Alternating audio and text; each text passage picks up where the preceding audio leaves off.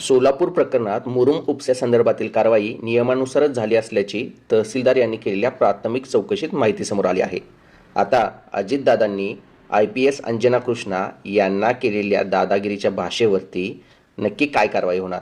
मुख्यमंत्र्यांनी अहवाल मागवल्याचे आणि त्याच पद्धतीनं ते नाराज असल्याच्या बातम्या मीडियामध्ये येत आहेत. पण ही नाराजी दादागिरीला चाप बसवणार का? दादागिरीला आळा घालणार का? अजितदादांचं दादागिरीनंतरचं स्पष्टीकरण हे जनतेला किती मान्य आहे? कारण प्रत्येक वेळी एक ना एक वक्तव्य करायचं आणि त्याच्यानंतर त्याचं स्पष्टीकरण द्यायचं, माझ्या भावना तशा नव्हत्या असं बोलायचं, पण दादागिरी ती दादागिरीच असते. मित्रांनो, तुम्हाला काय वाटतंय?